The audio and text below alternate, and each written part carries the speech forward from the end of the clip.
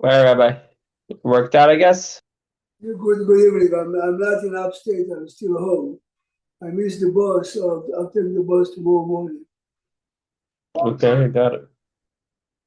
See, I wanted to take the bus at 2:45. Normally it starts on 18 to 49, and then they go to 16 to 49. I was waiting at 16, it didn't come, so I guess today it was okay. Obviously, I had to stay here. How long is the bus ride? No. So I went back home. So tomorrow In morning, general, how long is the bus ride compared to the? oh, 2.5 hours. It's very comfortable buses, very comfortable. And where did they drop you off? Right next to like a central place next to the shul or something? The advantage of this ride is that they drop me exactly what I want, not near my house, but in a huge central shul. Some people like to be near Monticello, some people they drop you, they bring you to a central place, then a few buses take you from there. It's a Oh, very, all right, that's good. it's organized very well. Very nice. Meantime, the school called me today that, my iPhone was Android, so they are switching now to Verizon. So, so they want me to join my wife's plan. What does it mean? Uh, Yeah, I can, right now, I think the school is probably paying for your service, right. so they want you to go to your whatever service your wife's on. So rather than them paying for it, I guess you paying for it. I'm not sure. No. I think they'll still pay, but instead of me having an Android, I said, okay, let's see. Now, when Zoom is part of the regular service.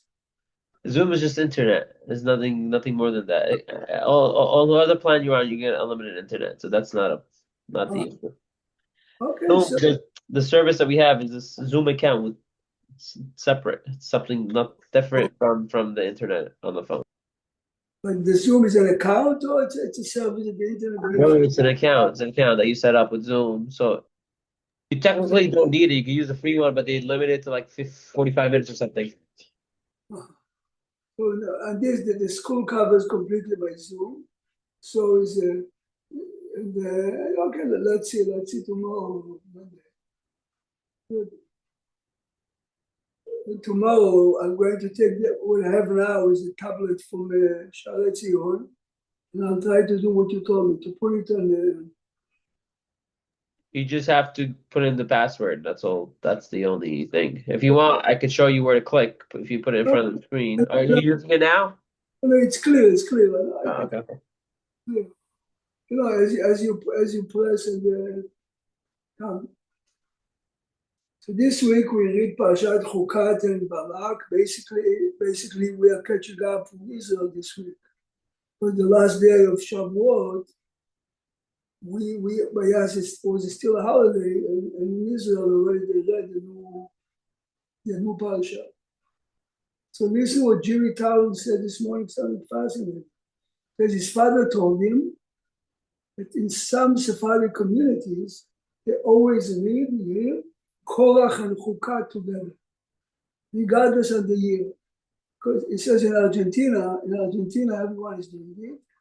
And the reason is because they don't want Korach like a machloket, they want Korach to go into the other parasha. Very, very interesting. I mean, you realize by doing that, you are, so let's say this year we read twice double. You know, Chukat Balak, Matot Masei, so they'll probably eliminate Matot Masei. Just switched. So you said Hukat and Balak, or I'm sorry, Korach and Balak, or Hukat and They read Korach Chukat every year, regardless, Korach Chukat. I see. So they take a different parsha and then they unsplit it, whatever it is. Bli Ayin Hara, your kid is already a big boy. And almost 5. Wow. Almost 5. Yeah, Elliot. How are you? Wow. You look so good. You're so happy. You have a special father. He's not supposed to. He's not supposed to be up now, but he's What's his name? His daddy's summertime. What do? You send him to summer camp? Yeah, but they don't start till I think next week, Tuesday or something. So now he's week off. It's a big problem for many families. What do you do with the kid all day? You know? Here's not the problem. It's the other side of it. So the camps end. My other son ends in beginning of August, and the whole month. Right, you have 2 weeks. You have nothing to do. Not 2 weeks, 1 month. They end like the first or second week in August. You have until the second week of September until school starts. In ballpark, most kids have the problem for about 10 days. Yes. The parents go crazy and the kids go crazy. I mean, right now I'm not dealing with it. My wife's mainly dealing with it, but we'll see at the end of the summer what we'll have to do. No, so what many people do is the family trip. You do the end of the summer. No. Yeah, no. Fortunately and unfortunately, my wife's pregnant. That's why we can't go. She's due right around that time, so it's going to be. It's fortunate. Look a second how the parasha begins. Zot chukat haTorah, asher tzivah Hashem lemor, דבר בני ישראל ויקחו אליך פרה אדומה תמימה אשר הם אמרו. Everyone is asking the same question. Why is it Zot chukat haTorah? It should be Zot chukat haPara. Those are the rules of the cow, not haTorah. So it's very interesting. There are two approaches to this question. One approach is the clear cut. Look at the Rashi. Rashi says, לפי שהשטן ואומות העולם בונים את ישראל לומר, מה המצווה הזאת? מה הטעם יש בה? לפיכך כתב בה חוקה. Which means, the goyim are laughing with us. Which logic do you have in this mitzvah? So this is why the Torah is writing חוקה, גזירה היא מלפניי, אין לך רשות להרהר אחריה. This is Hashem said so. So the question obvious, if we are trying to answer or to explain the Goyim, we answer nothing. The Goyim are asking us, what is the logic? I'm using an example. Let's say Arba Minim. Okay, you can explain them. They represent nature. I'm shaking it to each side of the universe to show I believe it comes from Hashem. But here they're asking, what is that? A red cow, sprinkle, people are tameh. So what are we answering? It's a chok. So it's not an answer. So the Kli Yakar explains very nice. He says, the reason why you are asking is because your approach to the mitzvot is totally different than us. Your approach is, the mitzvot are very logical. This mitzvah doesn't make any sense. Our approach, all the mitzvot, even those mitzvot who have a logical explanation, the main reason why we do it is Hashem told us. Even the most logical mitzvah. Think a minute. Which mitzvah would you say is very logical? Kibud Abayim. Every religion believes in it. Nevertheless, if your parents, your mother gave you for adoption as a baby, and your adopting mother is an angel, you are 20 years old, and you are reunited with your biological mother, who really was a selfish bitch, with your real mother, with your adopted mother. And both are saying it's very hot. Can you please bring us a cup of water? Nico, where should you go? Who should you bring first? Your biological mother. But if the reason why we fulfill this awesome mitzvah of Kibud Abayim is because, we have a sense of gratitude. There's no gratitude here. What gratitude? She left him. She abandoned him. Still, she gave life to him. She is your real mom. She is your real mom. And the other mom is an angel, but she's not your real mom. Every mitzvah, think on any mitzvah that you look on as a logical mitzvah, and you'll see that if you know the details of the mitzvah, there are some illogical details here. The answer is the mitzvot we do because God told us to do it. In many, many mitzvot, we have a lot of educational benefit by doing it. The mitzvot are helping us to be better people. So this is what we answer the Goyim. You're not telling the Goyim chok. You're asking, we don't understand. Our answer is, in every mitzvah we do not because we understand, because this is the right thing to do, because God says, regardless if I understand or not. Yeah. But see this, so Zot Chukat HaTorah, how come it doesn't say Zot Chukat HaPara or Zot Chukat HaTahara? By seeing how much chok is this mitzvah, you understand that all the other mitzvah that we do is also Zot Chukat HaTorah. This is one approach. The other approach is the Orach Chaim HaKadosh. And he says something interesting. Later, as we read, the person is in a room with a dead body of a Jew and becomes Tameh. If he's a non-Jew, it's a machloket in the Gemara. Rambam says you are not becoming Tameh to a Gentile unless you touch it. If you are in the same room, you're not becoming Tameh. Says the Orach Chaim, why? Why? They're both dead bodies. Says the Or Chaim, the following is saying it in a Kabbalistic terminology, but we understand. He gives a very interesting analogy. You have two jars, a jar of honey and a jar of dirt. You take it outside, all the insects are going to be attracted to what? To the honey. He says a Jewish body, because of all the Torah and the mitzvot that he did, becomes kadosh, asher kedishanu b'mitzvotav. After death, all the powers of Tum'ah in the world are trying to jump on this body and to get something out of it. This is why you are becoming Tameh only in the presence of Jewish body, not in the presence of a non-Jewish body. So he says beautifully, Zot Chukat HaTorah. The Torah and the mitzvot that we as Jews fulfill are sanctifying our bodies, and therefore only Tum'ah is coming only from a Jewish body.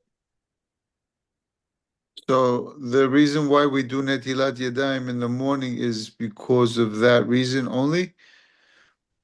Netilat Yadayim in the morning is only a mitzvah mid'Rabbanan.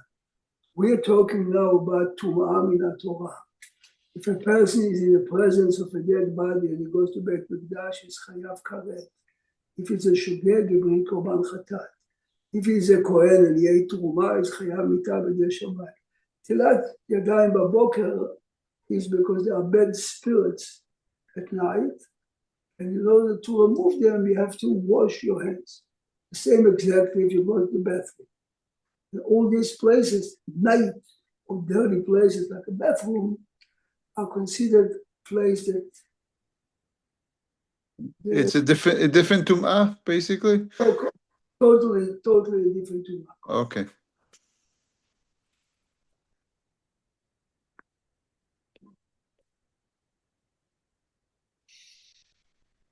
see. What's very interesting is look now in Rashi. One question, Rabbi. So the person that slaughters the para aduma also becomes tameh, or only when they burn it or sprinkle? It's a very nice question. So the Ramban, look at the Pasuk a second.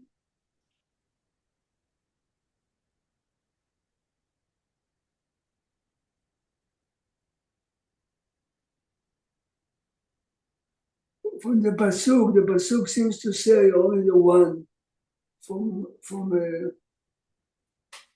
burning alone. I have to see the Rambam the answer to your question. Let me look at the Rambam. I'm asking you the Shochet.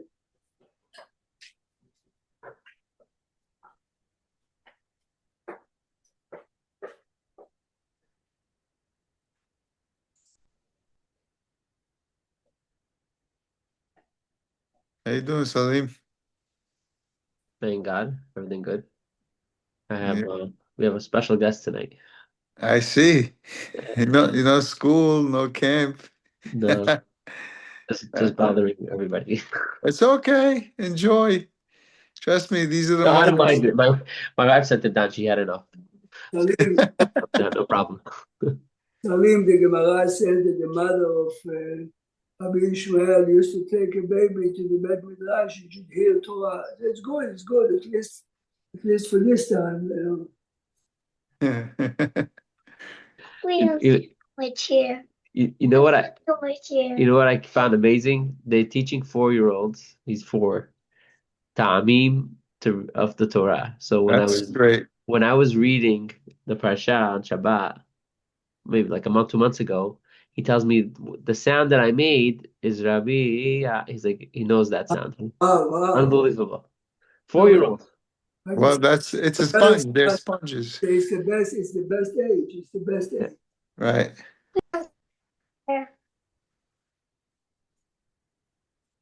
Which school is he It's attending? established. Very nice. He doesn't know how to read yet, but he knows Ta'amim. It's crazy. Right. He knows the sound of Ta'amim. They can relate. The kids can relate to songs. Yeah, So because they teach them songs, they teach them how to pray, but they don't know how to read that, but they teach them how to pray and stuff. So this is part of the prayer. fantastic.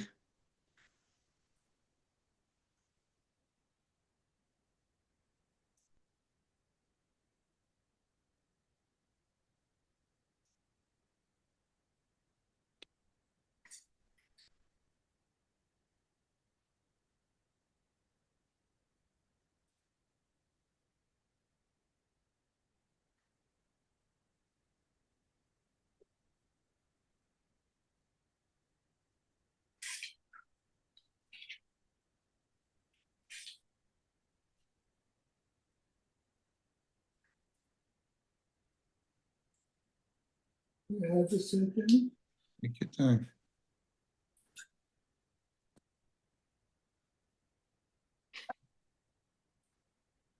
You see, the Rambam says, כל העוסקים בפרה מתחילה ועד סוף, שהיו תבולי יום כשרים. It sounds, most likely it says it further openly, but even the shochet, because the Rambam is saying anyone who is involved in the preparing the para. Now, if you have a chumash in front of you, Yes. so look what Rashi does after he explains all the parasha. Rashi says this.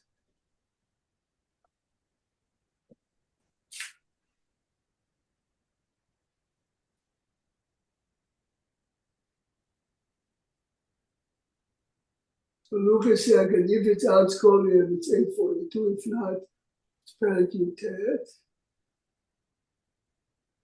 Perek Yutet, Pasuk Chavbet. In the middle it says Rashi like this. Umedrash Agada,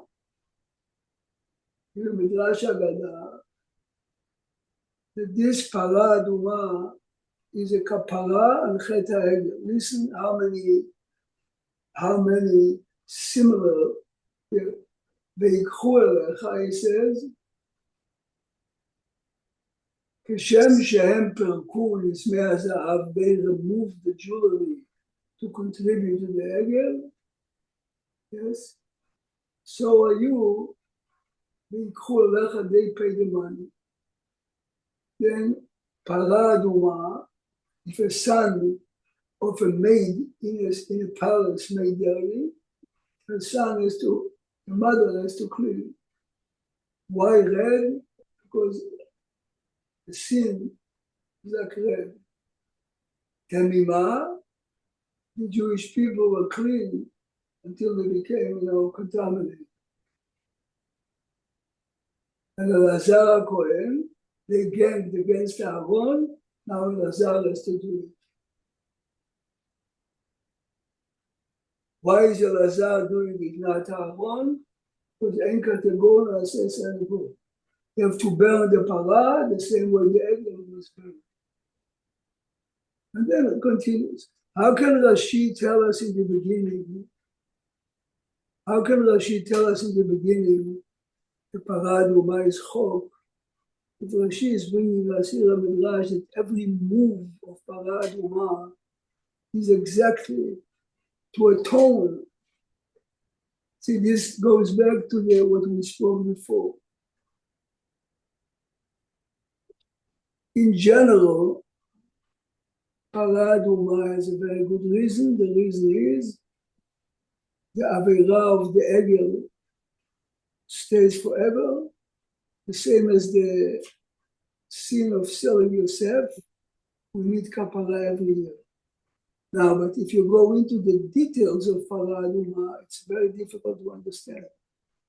The ashes mixed with water are purifying the tameh people. Those who are sprinkling are becoming tameh. Why must the para be 3 years old? Why do you take the 8 errors and so?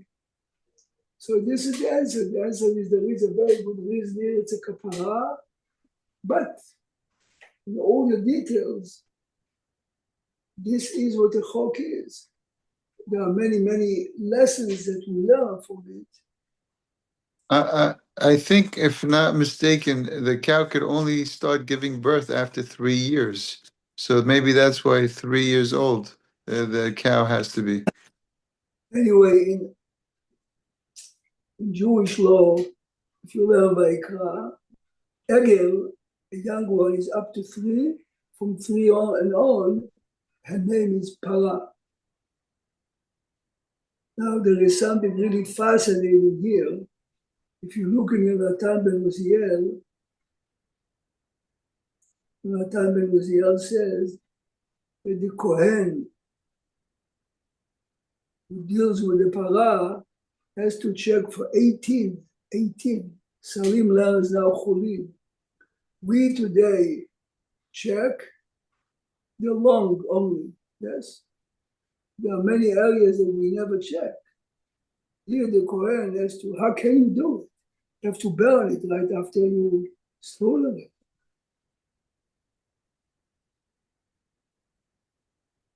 So listen to some really interesting, some commentators say.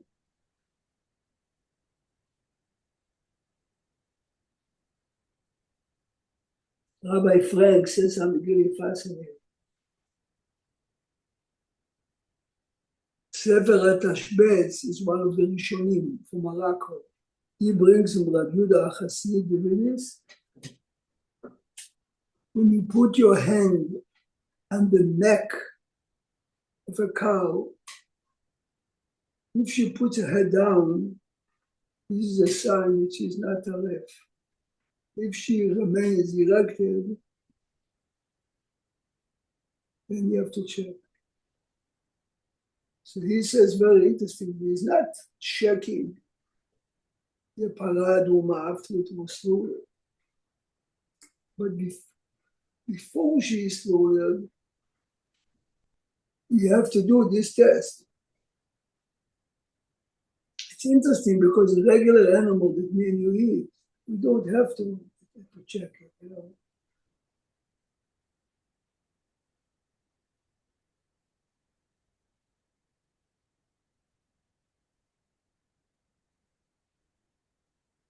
After the story of Para Aduma, this is now the end of the 40 years. Look at the Pesukim, please.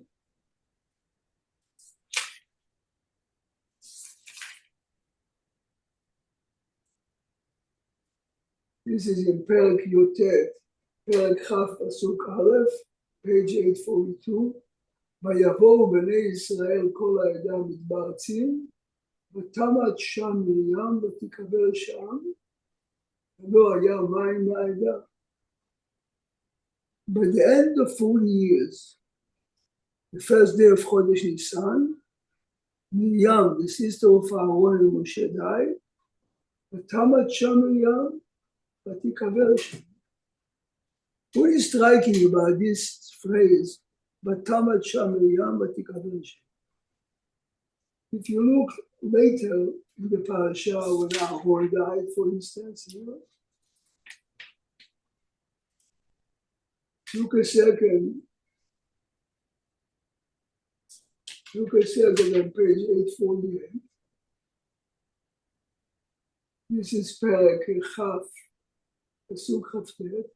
ויראו כל העדה כי גבר אהרון ויבכו את אהרון 30 יום.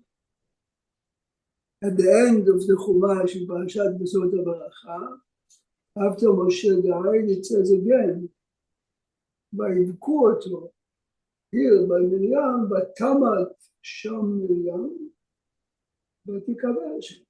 She died and buried. How come it doesn't say that the people cried for her? It's like 1, 2, 3. This is Miriam, that because of her, you had a warrior for 4 years. This is Miriam, that at the college, to convince her father to remarry, and because of this new marriage, Moshe Rabbeinu was born. This is Miriam that had the courage to approach the doer of Pharaoh after she found Moshe. And she offered her, can I find you a nursing woman? She was a mother. And now at the end of the 40 years, like nothing happened. Where is the sense of gratitude? Says the Al-Sheikh HaKadosh, this is the reason why the Torah says, ותמת שם מרים ותיקבר ולא היה מים לעדה. The next line is ולא היה מים. Says the Kli Yakar the Al-Sheikh, this is a punishment to you. You should have cried for him, you should have eulogized him. See, very often we are so used to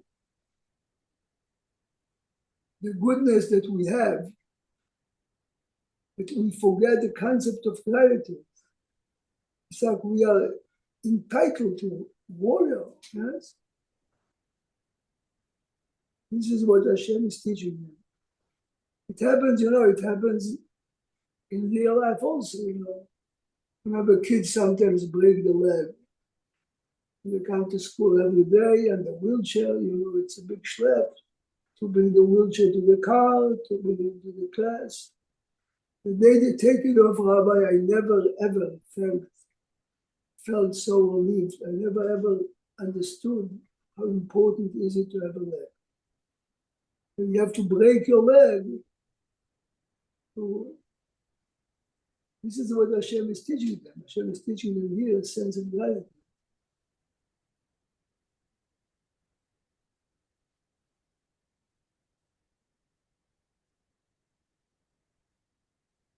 All the commentators say that even though Aaron also died in this week's parasha, but by Aaron it says openly because he was part of the mistake that Moshe made. He actively did not strike the Selah, but he didn't stop Moshe. And every time it's mentioned in the Torah that Aaron died and Moshe, the Torah emphasizes because Al Hashem ultimately. This is one of the biggest questions that all the commentators really have. Hashem openly, look, Hashem says to Moshe, קח את המטה, להקהל את כל העדה, invite, selected, he doesn't say כל העדה, אתה ואהרון, ודיברתם על הסלע לעיניהם, ונתן להם. It says clearly, talk to the seller. The Or HaChaim brings 8 answers from the Rishonim. Okay, according to Rashi, simply he was told to talk to the seller and instruct the fire. Rambam says, because Moshe got very upset when they congregated on him.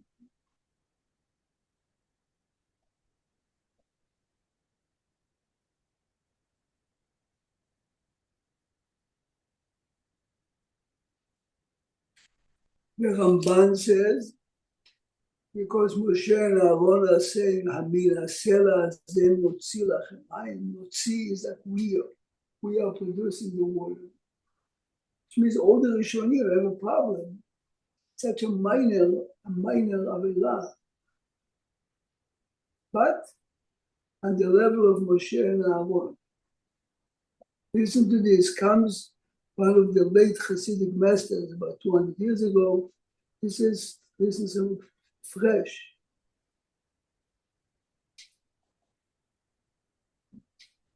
He says, of course Moshe knew that he had to talk to the rock.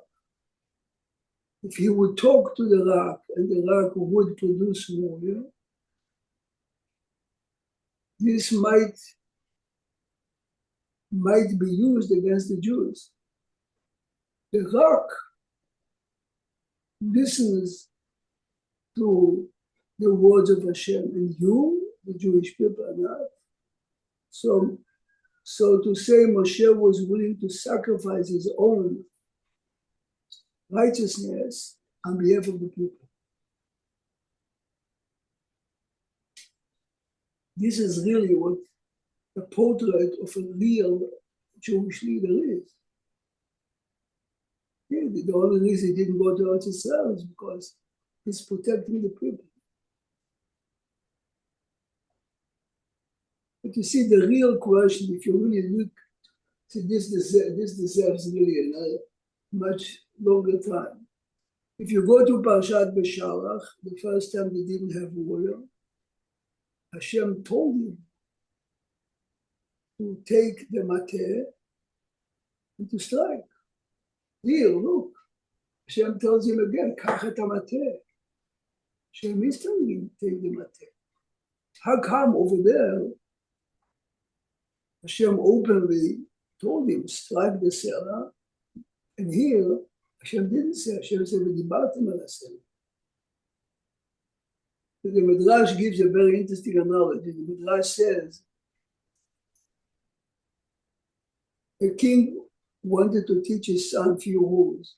When he was young, he used to smack him here and there. He doesn't understand. The only way to make sure he does it is give him a smack. When you mature, there's no reason to smack him anymore. You just talk to him. In Parashat Beshalach, they just came out of Mitzrayim. They were still with the spirit and mentality of slaves. Here, so you have to remember, this is the end of the 4 years. This is Nisan.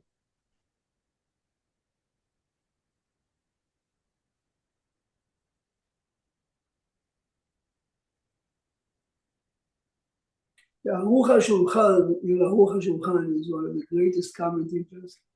Aruch HaShulchan. He says a very unique explanation why over there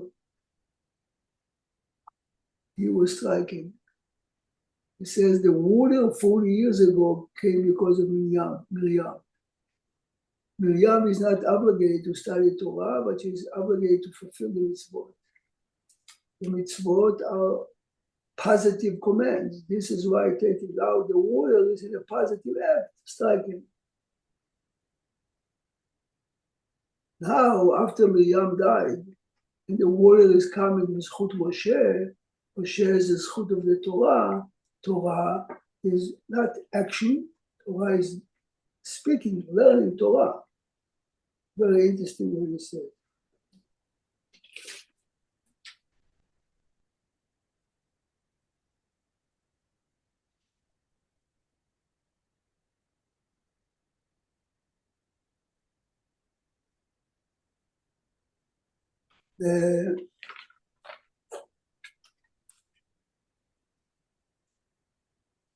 One of the Rishonim is Sefer HaYikarim, Rabbi Yosef Albo. He was from Spain. He says he believes that the mistake that Moshe and Aaron did and punished for was, you see that men, women, children, animals are thirsty. Why are you waiting for a command of Hashem to do something? You are both prophets. You have powers. You should have done something on your own. Kacha Omer. Which means the fact that they did not initiate something on their own. And the obvious question is, through the 40 years, Moshe Rabbeinu never did anything on his own. Every Makkah, Hashem had to tell him to. Story of the snake with Paro, Hashem told him. Yes? Kriyat Yam Suf, Hashem told him. Why here we expect him to go on his own, not to act as he usually does? Says the Meshech Chochmah, something fascinating. What is the reason that Moshe never did anything on his own? Because every prophet that performs a miracle, while he's performing it, or every time he receives his prophecy, it's obvious that he's a messenger of God, because either he's asleep or he's not completely with himself. But Moshe Rabbeinu per adaber bo. Moshe Rabbeinu receives prophecy as we receive, a telephone call. So Moshe Rabbeinu was afraid all his life if he performs a miracle on his own, people might look at him as a godly man with powers, and Moshe was very afraid. However, in last week's Parashat Korach, for the first time, Moshe is telling Datan and Abiram and Korach, if those people die on the bed as regular people, Hashem did not send them. Now, the reason, of course, he did it, a miracle on his own, and he uncovered his power, is the only reason he's not doing it is because people might turn him into a god. Here, Korach and his people are saying that Moshe doesn't have any power. Kulam Kedoshim, you made it on your own. Kulam made it on your own. Here, let me show you.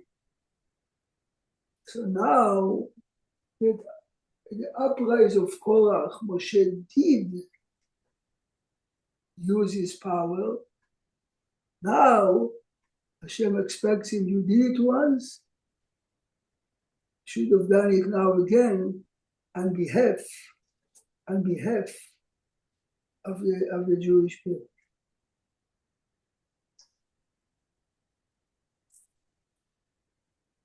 But that's not fair to Moshe Rabbeinu either, Rabbi. If that's the view that they're looking at, Moshe Rabbeinu only did what Borei Olam wanted him to do. He hit the rock out of frustration, not out of not listening to Borei Olam. No, but you're right. According to this interpreter, the Sefer HaIkarim, he's not punished for striking. He's punished. Why not you come on your own and do something? Now you didn't do it. And you are pushed to do it. It doesn't work. Then out of frustration, you strike.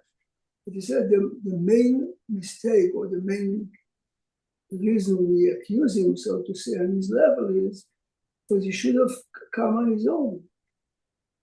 But it's also two different aspects. When it came to Korah, he was a rebellion. He was starting to rebel against Moshe and Aaron, and starting to make a revolution. Over here, they're looking for water.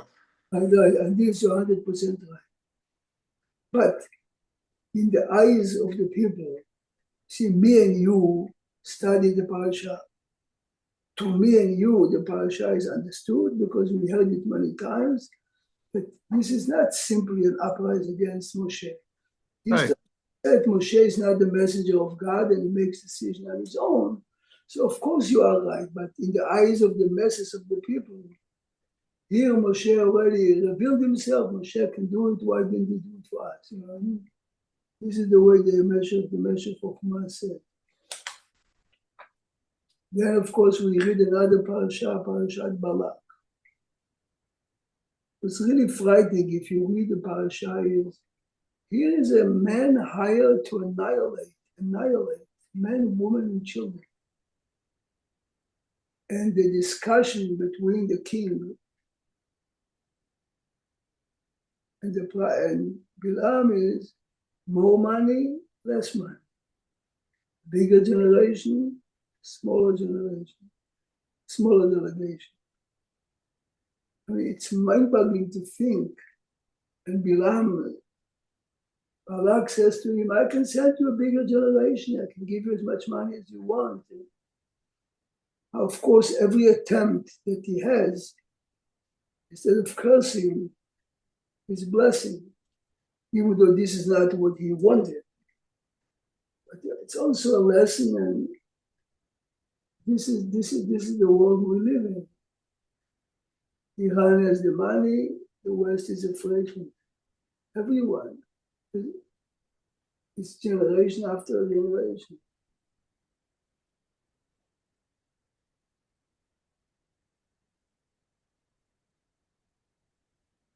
All the way at the end, it was a very strange case that the Nasi of Shevet, Shimon, picks up a beautiful woman, he comes to Moshe and he says, if she is asur on me, why is your wife a mutar? Can you imagine asking Moshe that question? And Moshe doesn't answer. He takes the woman to the tent. Then Pinchas does what he does. You know, you can say, of course, she is a very attractive woman, he's an older man, she's very attractive, but this is a Nasi, this is a real Ish Chashuv. What was his plan? So one of the great rabbis says something fascinating. When the Jewish boys went outside of the Jewish camp, shopping in these Italian malls, older woman, come in, we have a special sale. Inside you have a beautiful girl in a bikini. So, and the beautiful girl says, you want me? You must bow down to Avodah Zarah. You know how many people were killed for the Avodah Zarah? 177,000. So he figures out the boys are doing it. May as well bring the woman into our camp. At least they wouldn't do Avodah Zarah, they would sleep with the woman. But you see, through generations, very often we think, well, let's solve the problem by reducing the Avirah. Avirah is done. Basically, by Choleh, if you have to desecrate Shabbat, you have to try to reduce the Avirah. But here, the Torah is revealing us. Don't try to save the Torah. We have to do what we have to do. We have to prevent the boys from doing it. Those who did Avodah Zarah should be punished. But to compromise and sell the Torah collectively to gain something is not the way. Privately, if a rabbi is dealing with a couple that are starting Judaism, okay, so he has the right in the beginning to guide them in different ways. But what he really wanted is let them in. Understand, this is why he brings this woman in. So he lost 24,000 people from his Shevet. So Bezrat Hashem, I'll see you Monday night. Have a wonderful, wonderful Shabbat, everyone. Thank you, Rabbi. Shabbat Shalom. Shabbat Shalom. Everyone. Shabbat Shalom, Salim. Shabbat Shalom. Thank you. Appreciate it. I guess that Larry probably went to the island. He normally drives at night. That's why he wasn't here. Yeah, it's a long drive, a long way. No, he lives normally at around 8 or something, like it's in like a 2-hour drive. Right.